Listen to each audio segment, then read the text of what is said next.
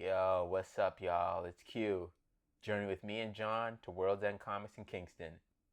As comic book enthusiasts, we thought this episode was important to do, as comic shops serve as more than just retail spaces. They're a cultural hub where fans meet, share interests, form kinships, and promote up-and-coming comic book creatives. They're a safe haven and place of refuge for everyone. We chatted with one of the owners, Chris, about his story with comics, his business, and its significance as a pillar in the community. All right, welcome everybody to the Illustrated Underground. Today we are in Kingston, New York at World's End Comics with Chris. We're very excited to be here today. So let's just get this interview started. Sure. Okay, so first of all, if you want to just talk about like the space and like what it means to you and, you know, kind of the story behind opening a comic book store. Sure.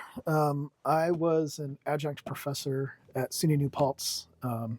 If you're not sure what that means, an adjunct is basically a part-time professor who works on contract. So there's no guarantee of a job. You know, there's no advancement.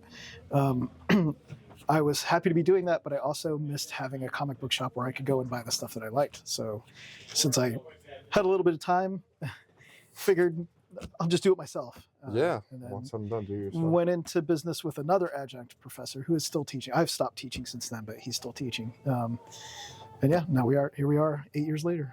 Wow, it's very cool story. So you've been here for 8 years. So I'm sure you've seen the comic book industry and the people that are into comics and what people are reading change a lot over that time. Yeah. What's like some of the things that you've noticed the most? What I've noticed is that there is a tendency for the big publishers to do these sort of mini series, like 6 issues, 12 issues. So instead of getting like, you're on issue 300 of something, you're on issue 1, and like in 6 months there's going to be another issue 1, and 6 months after that there's going to be another issue 1. And I think part of that is to bring in new readers who find issue 300 and something a daunting place to start. But at the same time, it kind of messes with continuity. So it's... Yeah, the continuity is always like switching around and stuff. And I know in like the early 2000s, that was a big thing, like the dawn of the 6-issue volume where just everything was 6, all stories were like 6 issues. And they would stretch them. I know like Ultimate Spider-Man's really bad with that, where they like stretch some of those storylines. Well, I think part of that is because they want to have something that's bite-sized enough to make a movie out of, right? So like with the Marvel Cinematic Universe, I think that changed a lot in comics. And the problem with that is, while the movies will bring non-comic readers to the movie theater, they won't bring them to the comic shop. Yes. So that's sort of a weird trade-off. What is your story with comics? What are some of like your formative comics that you read growing up that got you into the medium? And I read comics very sporadically as a kid. I was not actually really into comics as a young person. It was when I went to college and I started reading Sandman, and I realized, there's a whole universe of what comics can do. I was never really interested in superheroes. I don't find anything, wrong with them. It just wasn't the thing that grabbed me. But the Sandman grabbed me, and then from there, I kind of started branching out a little bit, checking out all kinds of other things. And I was really excited because it's such a versatile medium, right? Like you can do almost anything with comics. Yeah. In fact, I kind of like comics better than film for that reason. If you've got a good artist, you can do anything. Yeah, and the combination of like the writer and the artist team just makes for so many like cool combos. Yeah. I see you guys have a lot of indie stuff in here, which I think is really, really cool because a lot of comic book stores, it'll just be a little bit of indie and then huge shelves of Marvel and DC. And this place feels very unique in that you're catered to local creators and stuff. I think that's really awesome. Thanks. Did you grow up like going into comic book stores for like other reasons? Okay. No, I mean, partly because we moved around a lot when I was a kid. So like I didn't have like a regular place that I could go into. Partly because that just wasn't what I was interested in. Fair enough. Again, like in my 20s, that's when I started looking at comic shops and very quickly realized that there were some that were very fun to go into that I really liked. And there were some where I was like, this is not the place for me. Yes. So, definitely get that. It's like, it really depends on who's, working there and all that stuff and the vibe in there. But the vibe is a big thing. Like we try to make sure that we're a shop that anybody can walk in off the street and feel like, there's something here for me. And that's what we're big on with our podcast. Like there's a lot of people that are just getting into comics and it's very daunting and the community is not very nice, to be honest. So what are some indie comics that you would recommend to people that are wanting to branch out of Marvel and DC stuff that's like accessible, but Saga is probably one of my top talk recommendations. Monstrous is another one that I think is fantastic. Those are both put out by Image. Pretty much a lot of what Image puts out, I absolutely love. Yeah. Stuff that's on the rack right now, I'd say like Assorted Crisis Events is really good. The EC they've brought back. Oni has brought back the EC imprint to do things like Cruel Universe and like sort of horror and like old school pulp science fiction and horror stuff, which is really cool. Yeah, that's awesome. Tales of the Crypt kind of thing. Yeah. Something is Killing the Children is a great book. So, there's a lot of cool stuff out there. Yeah, like definitely branch out. If you're just only reading Marvel and DC, there's a lot of stuff. It's just like any other medium. I like that you compared it to film, because I don't think that's a very interesting comparison, because it's like there's just so much there. It's not just one thing, and people associate it with superheroes a lot. I'm sure you've noticed what this space means to a lot of people, and like what does that mean to you to be able to foster a space that people come in and feel comfortable and safe and can nerd out without, because these interests are things that in school a lot of people have experiences being picked on for them. And I know, like, when I was growing up, I would go to the comic book store and I would, like, just let my shoulders down and, like, relax there. And it's just a place, like, a very important community place. It's great. And I think the thing about it that's kind of funny is that, from my childhood, similarly in the 70s and 80s, was very much, if you're into comics, okay, whatever, you're a kid or you're a nerd, right? If you play D&D, you're a nerd or you're a Satan worshiper. Yeah, right. So like, right, and exactly, right. So the way that has flipped in the last 20 years, and the way that like Stranger Things has brought D&D, for example, to mainstream consciousness, it changed everything. So when Michael, my business partner, when he and I started out, one of the things we wanted to make sure we were doing was making a space for the community that already exists to just coalesce. And that's been fantastic. We've got war gamers who come here. We've got Magic players, some of whom are playing in the back right now. We've got a big D&D community, which is fantastic. We've got where we partner with the Kingston Library to do an anime club where they come and, the kids come and watch anime. We've got a board game night twice a month. That's awesome. You guys even show movies here. Occasionally, yeah. Around Halloween, I like to do sort of a double feature, like a B-movie double feature or something like that. And occasionally at other times of the year. But yeah, it's been really cool to see all these different groups of people who sometimes overlap and sometimes don't, sort of just converge on the space. And, you walk in here and you realize it doesn't belong to any one of those groups. It belongs to all of them, which that's very beautiful and well said. And like that probably means so much to all these different people that are, and it's great to bring people together too, that these interests people are very cliquey, even in like nerd communities where it's like, exceptionally. Like, I read comics, I'm not into that stuff. But like, there's a lot more overlap than there is differences. Like, everybody's getting screwed over by like big companies that are charging a lot for all this stuff. So you guys also seem to do like a lot of work with like local creators and like highlighting local creators and stuff. So how has it been to go from maybe reading comics or being around comics, and then now you're seeing the behind the scenes of it, and you're seeing, and also you're probably ordering stuff from the big publishers and having to deal with stuff from that end, which changes everything. So how is the behind the scenes of all this play into it? The back end of running a comic shop is really like, it's very gritty in its own weird way, but we work with multiple distributors. I work with 2 distributors for comics, one more for books. We have 4 game distributors. Wow. All kinds of stuff. And then on top of that, we work with local artists. So some of these things, these cards, were locally produced by one of our community members. These as well. We have comics that were produced by local creators, and that's all done on a one-on-one basis. So if somebody has a book that they want to see us sell, we talk to them directly.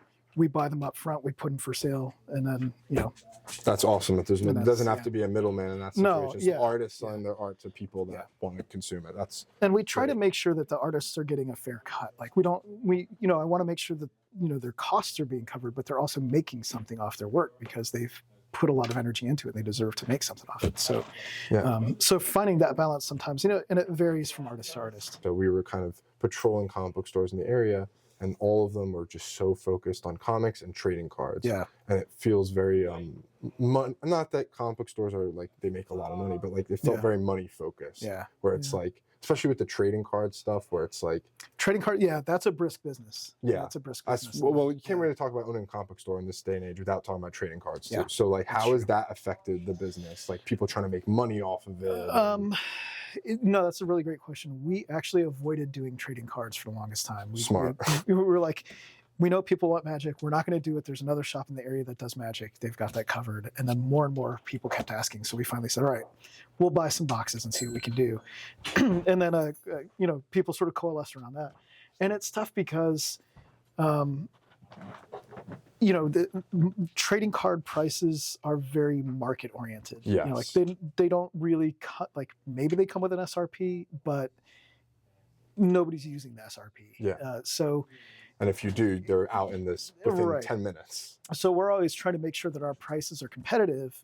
We're not losing money on them, but we want to make sure that they're competitive and that they're not going to, people aren't going to be like, oh, well, I can get this cheaper online or whatever, which is tough because we know that there are folks online who are laughing all the way to the bank. Exactly. That's not, we just want to be able to move the product and, get it into the hands of people locally who want it. So not people reselling it online and stuff. Exactly. And, people will often say, oh, you must be competing with the scalpers because we'll say, well, we ordered 10 boxes and we got 3.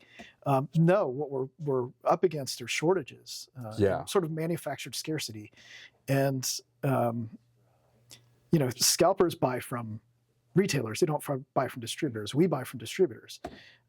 People often ask us about single cards. We tried single cards for a little while, but again, like the labor of keeping on top of what the value of a card is and the sort of volatility of the market and the fact that we're a tiny space. We've got, 2 owners and 1 employee, and that's a lot, occasionally our wives help out. And it's like, no, it's more than we can do. So we do our best with making sure that we have what people want insofar as we're able to, but also providing space for people to play. I appreciate that because you're not letting it compromise the vision of what you guys want this place to be. And that's like, you don't let it take over. No. We didn't want it to ever be exclusively a card shop or exclusively a comic shop or exclusively a game shop. We want it to be a combination of those things. My business partner does all the vetting of board games. Like he spends a lot of time reading reviews, watching playthroughs, making sure that what we're stocking is really quality stuff because space is at a premium. Yeah. We both play RPGs, so we want to make sure that we're stocking stuff that we think is cool and that people will want to see. We run an in-store D&D campaign, and part of that is just for fun, So it's trying to find a balance between comics, cards, graphic novels, RPGs, wargaming, everything else. There's a lot of juggling that goes on. I think it really pays off to find that balance though, because like, again, we're big comic book people, but that community can be very toxic and unwelcoming. It can, especially with the people that are into like, the big care Batman, Superman, all that stuff, the movies, whatever. And I've throughout my life, I've gone to a lot of comic book stores, and sometimes, I'll have my girlfriend with me and they'll say something. I'm like, oh, I feel so bad that you have to hear these guys saying stuff like this, where it's just stuff like that. So like, I really appreciate that this feels like a safe space that you can come in here if you're a woman or if you're like in the LGBTQ community, like that is something so like, it shouldn't be rare, but it kind of can be in the community a little bit, unfortunately. Yeah. That's really important to us. I mean, when we got into this, one of the earliest conversations we had was, we don't want to be a gatekeeper shop. Mm-hmm.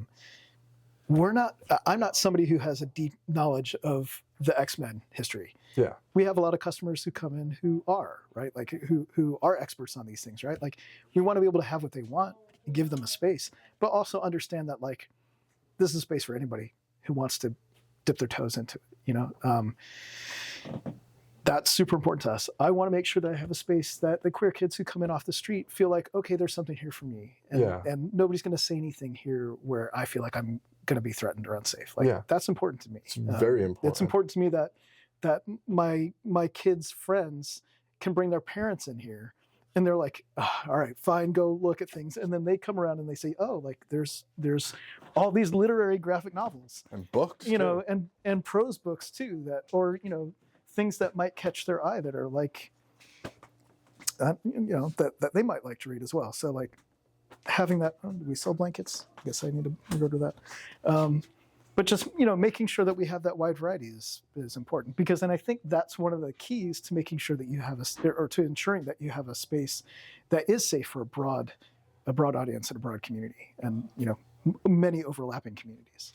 And I like that you mentioned kids too, because ironically, a lot of comic book stores have kind of become more adult oriented, and they forget about the kids. Yeah. That like comics are, I think, a very important tool to get kids that aren't into reading as much to read more. Absolutely. And like I know growing up, like I saw a lot of kids that were not readers that would love to read comics, and that's a very special thing. And I really appreciate that you guys are like education oriented too, and like teaching people. We can't help it. Yeah, your front, your background. We put two professors in a comic book shop, and they're going to teach you something. But like, one of the things we did was we made sure that as soon as you walk in, what do you see? You see a section of books, of graphic novels and books that are for middle grade readers. These are kids ages 8 to 12, my kids' age, right? As soon as you walk in, you see that. And if you see that, then okay, this is going to be a wider range of stuff than you might find at other specialty, bookstores. We make sure their games are front and center so that people can see them, so that they know when they walk in here, oh, this isn't just comics. This is a whole bunch of other stuff. Yeah, and has a very like homey feel to it too, where it's like I like the shelves and just the design of everything is very like welcoming. So the funny thing you say about that, these shelves were my high school shelves in my bedroom. Wow. Like we've had this system for like 40 years. Wow. Yeah. Yeah. So it gives that so vibe. It literally is home. Yeah. Yeah. Wow. Yeah. And it's just, it's awesome.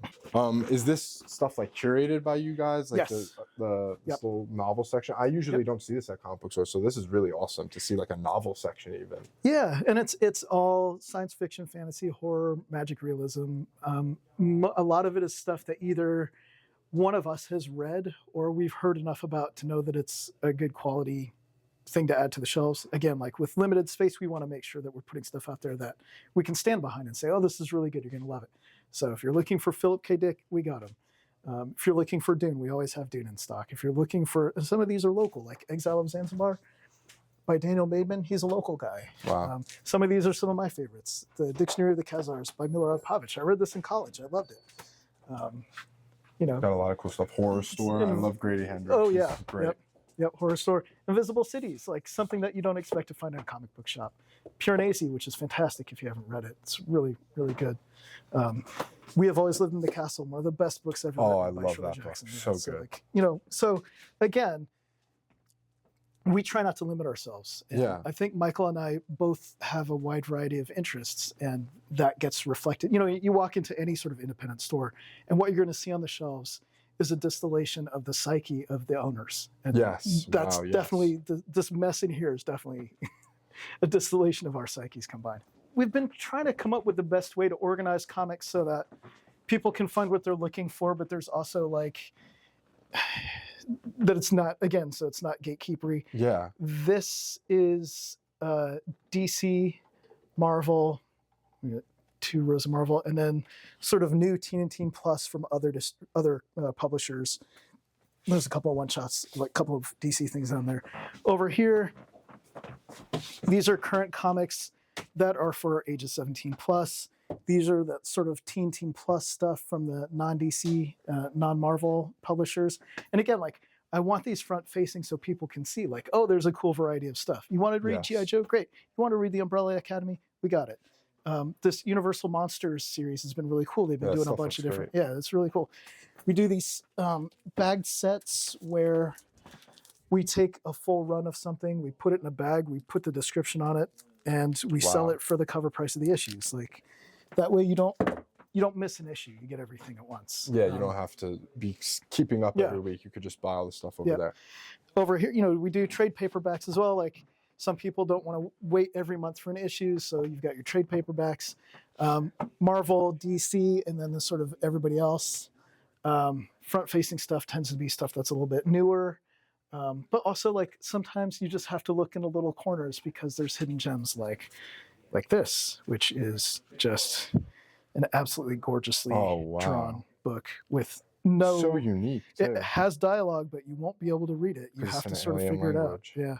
That's really cool. It's so cool. This is one of my favorite things in the shop. I think a big thing with a lot of comic book stores, and even as somebody who's been reading comics for my whole life, I'll go to their section of trade paperbacks, and it's so much. Yeah. And I'm just overwhelmed, and I'm there for a long time, and then I end up getting frustrated. Exactly. Yeah. Like when I looked at this, it feels so curated. Like everything on here is very like, for the, you know, you have some new stuff, but like it's a lot of stuff that's just like, if it's on here, it's good. Yeah. There's not a lot of filler. Like, we try not to keep any filler. Again, like we have such limited space, even though it's a sizable shop. You want to have it for everything. We do a lot, so we have a little bit of space dedicated to everything, which means anything we put on the shelves has to be good. And if it's not good, well, then we're kind of sunk. Yeah. So it's an important aspect. And then we also break it up. So like, you know, maybe your average reader will come in here. Yeah, there's an adult section here, but like everything else is going to be something they can look at. For folks who are adult readers, we've got a whole section dedicated to that. So some of the things I recommended are in here, like Monstrous, Saga, which we normally keep the full run of in stock, but I need to do some reordering. But things like Department of Truth. Oh yeah. Creepshow. And these are things, if you're not into superheroes, like these comics are a thing for everybody. Good, yeah. Yeah.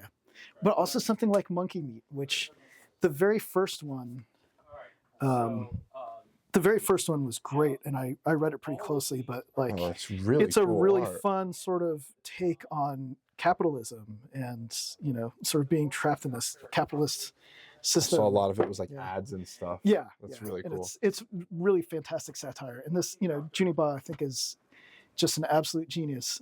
So hopefully we'll see more from him. But yeah, just wide range of stuff, alternative and foreign stuff, because I like this is kind of where my heart is in a lot of cases. Stuff that people don't really think about.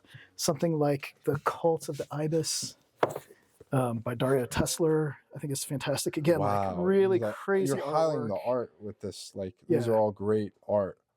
Yeah, and it's, you know, this is. They say you can't judge a book by its cover, but in a comic shop, that's what you're doing. That's what you do. Yeah. You know? I think the biggest part of comics is the art. I think if it was just writing, it'd be a book, you know. Well, exactly. But having a good partnership between a really strong writer and a really good artist is essential. So, for example, Saga. Here's that sort of digest edition. But the combination of writing and art in this book is just incredible. It's Brian K. Vaughan and Fiona Staples, who I think, you know, like if it were any other artist, I don't know that it would work as well. And if it were any other writer, I don't know that it would work as well. It's like these match made in that match, similar matches.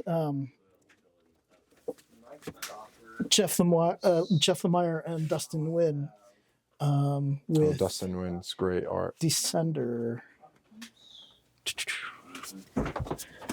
I mean, again, like he's doing this on watercolor paper, and you can see the texture of the paper on some of these panels. Like it's just that sort of the style is just watercolor is always, whenever they do that in a comic, it pays off. It really does. It really does. So like, you know, these are the kinds of things that I look for. You know, I want to make sure that anything we're putting on the shelves is going to be good.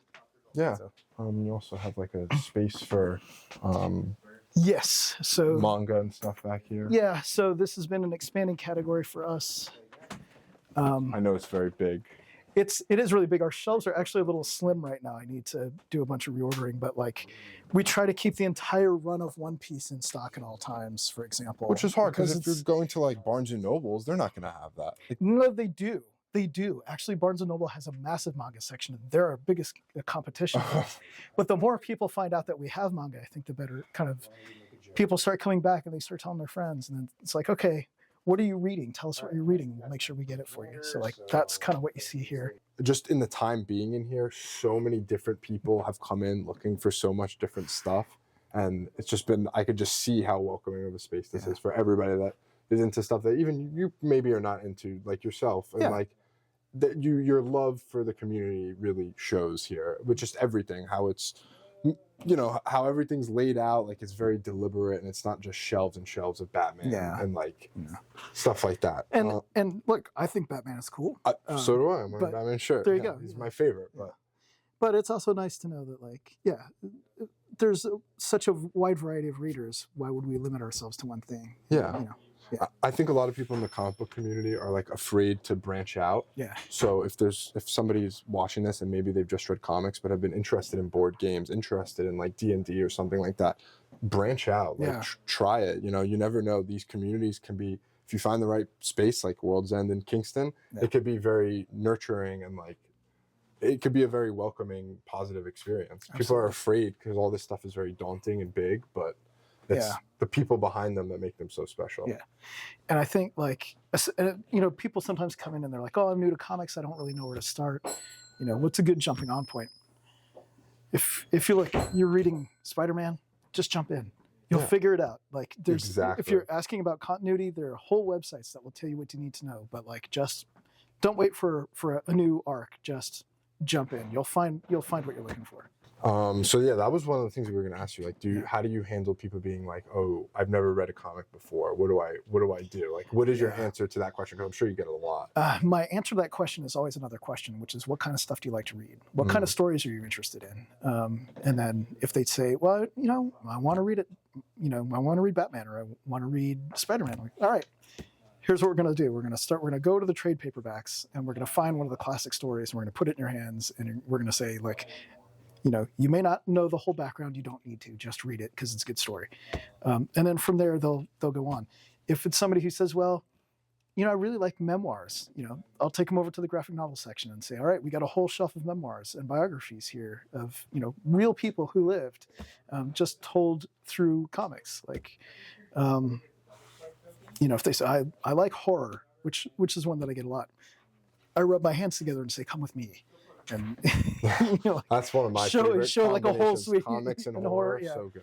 There's a whole suite of things you could be reading right now. Like, so it's really, so much of it depends on the person's taste. And I think like we'll often get like grandparents or aunts and uncles who come in and say, oh, you know, my grandchild, niece, nephew, whatever, is really into comics, but I don't know what to get them. And I say, well, what do they read? If they can answer that question, I can usually find them something. If they can't answer that question, then I'm like, okay, find out what they're reading and then come back and we'll talk about it. You know? Yeah, and it's such like an important experience because I got into comics because a comic book store owner handed me a comic and handed me Batman: The Long Halloween, and I read it and I was like, wow, this blew my mind. Yeah. So it's such like an integral, like you are creating fans when you do that. Like it's just such an integral part of like a comic book store, and it's just there. You know, if somebody throws them Dark Knight Returns, if maybe I read like Dark Knight Returns and said maybe I wouldn't be here, maybe I wouldn't be a comic book fan. So the fact that like it was something like, I don't know, those picks are very important. I really like the approach you take where it's like reading first and then it's like goes into comics. It's literature. It is. Like it is, and people forget that. And you know, it's kind of been one of my goals in this whole, I don't want to call it a project because it's not a project, but like one of the things that I want to do with the shop is kind of remind people like, yeah, this is literature. Some of the stories, you know, are adventures. Absolutely. That doesn't mean they can't be good. That doesn't mean they can't be profound. So there's something for everybody. Is there anything else you want to like shout out about the store? Let people know you have going on over here? Or? I mean, if people are in the area, they can check out our website. We have, here's a sort of a regular events at the shop. So on one side, we have just sort of things that we do that are either clubs or events.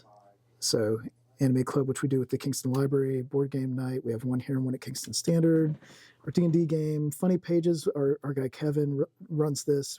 People draw comics and he puts them together in a zine. It's really cool. Wow. We have a graphic novel book club, which just met yesterday. We do wargaming. And then on the other side, all of our trading card games. So Magic, One Piece, and Gundam, Star Wars Unlimited. You know, so we do a lot.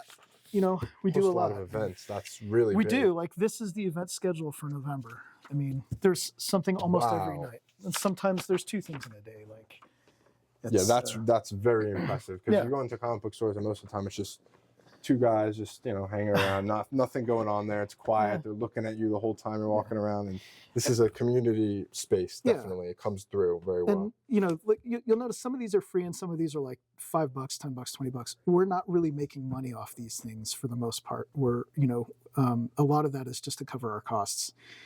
And the reason for that is because we want these to be events that people want to come to.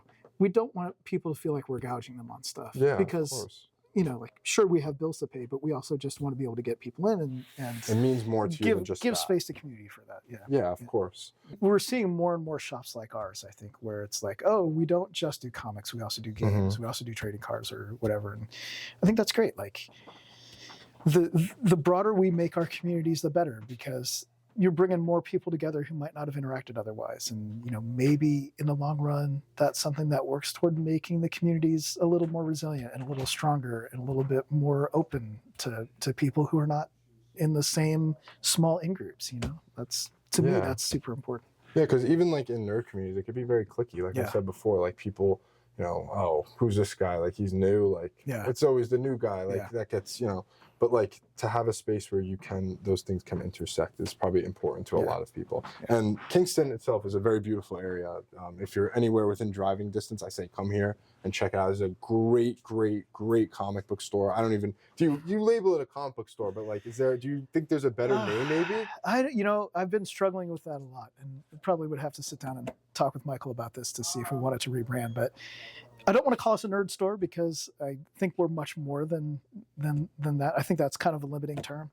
I don't want to call us a pop culture store because that's not exactly accurate. I think we're comic book store kind of that word though, like represents more than the comics. Yeah, exactly. And I think like if we say, oh, we own a comic and game shop, then people have a rough idea what that means. Yeah. Sometimes what that means in their heads is something out of the 1980s and the comic book guy from The Simpsons, which is the complete opposite of what we're doing. But I think more and more people are understanding that, oh yeah, that's a cool place where, there's just many, many worlds in the same space. And like this place, I just want to say is one of the most unique comic book stores that I've ever been in. And you really guys really stand out and do a lot of like really unique stuff. And I really like the focus on literature and stuff and education. And it's, a place for some people to turn their brains off, but also some people to learn and, grow their brains. And it's not just about like, sitting behind the front desk talking about how much you hate like gender swapping characters and stuff. Like, those conversations drive me nuts. I'm like, let the kids they know what they're doing. Like, the kids are all right. Yes, exactly. So if anybody is in the area, please come check out World's End Comics. We're really glad that we were able to interview you today. This was a really great time. Anything else you want to say to the audience? No, just thanks so much for having us here. Thanks for talking with us. And, come visit. Yes, please. Yeah. All right. Support your local comic book shop. Thank you so much. Have a good one. Yeah, wow. That was good. Yeah. That was like unexpectedly. That was such a unique comic book store. I think we really picked the right place. Yeah. I love how he gave a spotlight to up and coming like artists and writers and just different comic book creatives. Like, just giving them a plug, giving the opportunity with like the artwork. And even also too, just giving a plug to different comics. Like, hey, if you don't like Marvel or DC, here's where you can go, or here's where you could read. And just like the different comics, like I'm even just like really down to even read I think Descender or whatever by like that and then just like Dustin Nguyen is so good. He also did Batman Heart of Hush, which is like high up on my list. Like I will be reading that soon because Paul Dini is one of the best Batman writers. I like for sure. Sorry, side tangent, but like that was great. Like I've been I don't know about you, but like I've been in a lot of comic book stores and that one felt like one of the most unique I've been in, and it really felt catered towards the community, not just selling comics.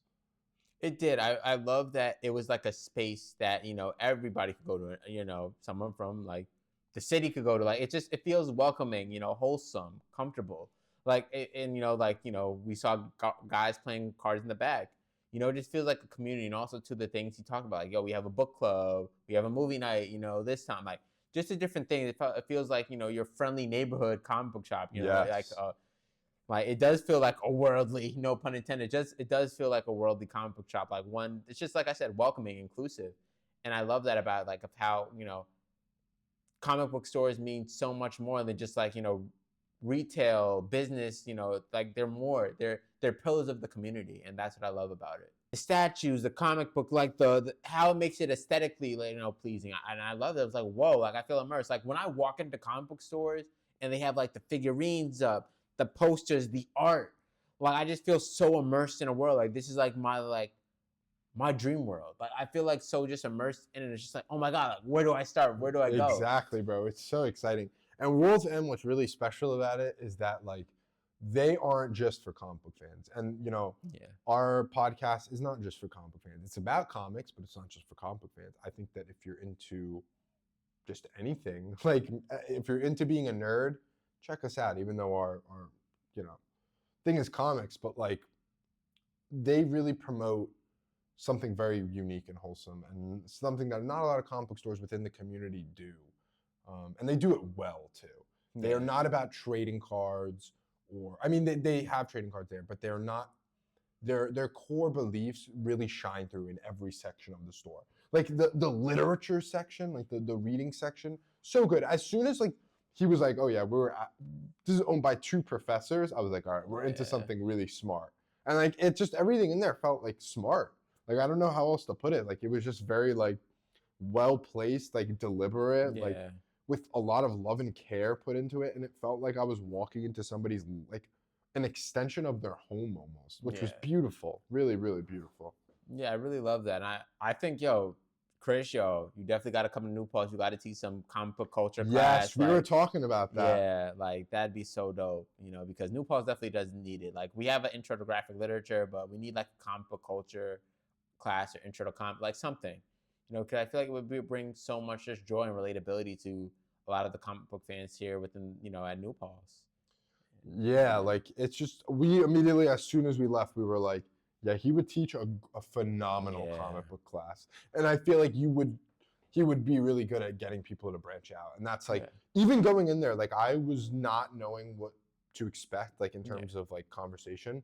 And like, I learned a lot of stuff, I feel like, talking to him, like about the back end of a comic book store, what goes into it, and like, also just like indie comics. Like, yeah, he put us onto a lot of indie comic. We talked about like Descender, and then I forgot Saga. Which, I mean, we knew about Saga, but like it was really cool to see everything. What was the capitalism? Cult of the Ibis. Oh, Cult of the Ibis. Well, no, that was like Monkey something. Yeah, that one was really Monkey cool. Me or something like that. And then we have a Cult of the Ibis or whatnot, or the Cult of the Ibis. But yeah, just like those comics, like it really wants me to read them. And I know there was also Bitter Root, which I've been wanting to read for a while, and like they had the monster hunting one. Yeah. The like black monster hunters. Yeah, it's really cool. That, and then also too, what I did love is like him on display. Like he had Black by Kwanzo Sadrafo, like the sign thing. I'm like, oh wow, like just to see like a comic book store, especially like stressing like really based on like indie stuff. Yeah, he has Marvel, DC, but like stressing on indie, because I feel like indie really doesn't get that much love, other than like if you're like Image, Dark Horse, then but like more so like really just like the far indie, not really mainstream indie, if that makes any sense. Yeah, and like also just like also like I was thinking about this, to tread back on a question that we asked him. Like I want to also give you guys some of my recommendations that I think, if you're a first-time comic book reader, something that to get you in the comic book store, what I would recommend. And you can kind of think of the same. Sure. I'll knock off some of mine. So I think with getting into comics, it's very daunting and hard. And like Chris said, it's you kind of just start. There's not one right place to start. You'll hear people say, oh, with Batman, you have to read not the Long Halloween. You have to read Year One first. And it's like, you don't. You know these characters' origins. If you aren't interested in retreading on ground you already know, then don't. Read what you want. And it's about finding, the art is very important, but it's about finding something that works for you and then just running with it. Like if you like a certain author, read their other stuff. It's hard for me to recommend stuff because it's just going to be unique to you. But like Superman Birthright is really good. Honestly, almost anything in the compact is going to be a really good jumping on point. Yeah. Superman Birthright is incredible. Batman and Superman World's Finest is really good and gives you like a good sense of the lore. What else? I'm trying to think of more DC stuff. Aquaman by Jeff Johns. A lot of Jeff Johns stuff. Jeff Johns Green Lantern. He's not my favorite in the world, but his stuff is very accessible. JSA is really good by him. Yes. I like JSA. His Teen Titans even is pretty. Yeah. It's pretty good jumping on point. In terms of the Justice League, I haven't read a ton of Justice League, but like Grant Morrison's is good. Grant Morrison's is good. I don't know if it's a really good one. I don't know if it's a great jumping on point. Okay, yeah, true. But maybe like the New 52 yeah, stuff. New 52, I would say. Yeah, New 52. The origins, you just kind of get an idea of like what they're about. And then there's like, just read what you want. Like there's just so much good stuff out there. And get to the comic book stores. And would you want to recommend some Marvel stuff that you never read a comic book for? Obviously, like Ultimate Spider-Man. Yeah, Ultimate Spider-Man by Bendis. Yes. I would say definitely Grant Morrison's X-Men, Joss Whedon's X-Men. So the two big Daredevil origin books that people love is Daredevil Yellow. Have you read Daredevil Yellow? Okay. And Man Without Fear. What is what Daredevil origin do you read? Man Without Fear or Daredevil Yellow? I know my opinion, but I'll hear you. Like, which one do I like better, prefer? Yeah, well, kind of that, but like, if to a new reader, which one would you suggest? I feel like both of them. And here's my reason. Like, I feel like, yes, like, Frank Miller, his new stuff, nah. But I would be remiss if I didn't say how much of a contribution he did to the characterization of Daredevil. I'd be remiss. I think as a Batman fan, he writes Daredevil way better than he writes. Yeah, exactly. And I'd be remiss if I didn't say that. So I would say definitely read his run because it does have a lot of inspiration for the Daredevil series. And I do feel that like Daredevil Yellow has like that vibrance to it. It's emotion based. Yeah, it has like that vibrance, that emotion to it, and you also get a lot more of his villains. Anything that Jeff Loeb and Tim Sale do, great starting off point. Great start there. That's my personal. I'm gonna leave it at that for Marvel and DC. Read their stuff. Read Spider-Man. Read the whole Color series, and then read Superman for All Seasons. Read Long Halloween, Dark Victory. There you go. Yeah. Boom, you're into comics. I guarantee you. That's what got me into comics. Yeah, and even just some indie stuff too. Like I feel like Do a Powerbomb. Like I've heard that's good. I've read Do a Powerbomb is explosive. Like it's really, really good. Paper Girls is really good for indie. Invincible. Everything that Chris said, a lot. Saga, Descender, all that stuff is really, really good stuff. But I think like the best piece of advice for somebody getting into comics, go by authors. You know, if you like an author, read more of their stuff. Right? What is some stuff you say to get people in comic book stores? Don't try to keep up with like the newest like runs and stuff. Right? Pick a certain arc or storyline of a character. That's what I did. You know what I'm doing now. Like, you know, I'm so way behind. I couldn't even tell you, but like, you know, like I just picked a favorite storyline. Yeah, read what you want. I feel like pick a favorite storyline, pick a favorite arc that a character goes through, and just read that. Just read that. Don't try to be, you know, keep up with the latest or whatever, because it is hard. I'm not gonna lie, it is hard. And this is gonna be ironic. Don't listen to what anybody else says. If there's something that you don't feel that interested in, but everybody's like, it's peak, then don't read it. Yeah, don't read it. You don't have to read it. Don't feed into the hype. Yeah, don't feed the hype. But go to your local comic book shop. If you're interested in buying a comic, please don't get it off of Amazon. I understand that it's cheaper, but go into these stores if you have the money. It really is a rewarding and worth it experience because yes, you might be paying slightly more, but it's so worth it to have these community experiences and be with the community. And also, Amazon does not sell single issues, so screw them. I'm a trade paperback guy, but you're definitely right though, because like I feel like that's definitely something I need to practice too, because like I said, like for most of the time, I really didn't really go to comic book stores, and they're important. Yeah, no, they are important. That's something I'm definitely want to practice more and go out and venture out. And plus, we're in New York City, the heart of comics, yo. New York City, there's a lot of comic book stuff there for sure. You know, we might. One of these days, we might end up there. We might end up there with a camera in our hands, and we might be rambling about the Illustrated Underground or something. I don't know. Anything could happen. Plug World's End. Like really give them their love. Give them their roses. Thank you. Here's their Instagram right here. Oh yeah, right. Yeah. Follow their Instagram. Check out their stuff. Word. Go there. Go to Kingston. If you're even from the city, take a trip up there and check them out. They're great. Yeah, they are. I mean, there's a lot of good stuff in Kingston. We had a great burger after. Word, yeah. But like, there's really, it's a good area. Yeah. Check it out if you're from the city, if you're from anywhere within the area. World End Comics. There's nobody doing it like them. They're the goats for real. Yeah, for sure. Check them out, yo, for sure. we have something. We have a big surprise planned for next episode. Okay, yeah. Don't. Yeah, Nah, we're not gonna reveal it. Nah, I'm gonna let them see for themselves. We have a surprise for the next episode that we're very excited about. But you guys will see. Yeah. All right. Stay tuned. Peace out. Peace.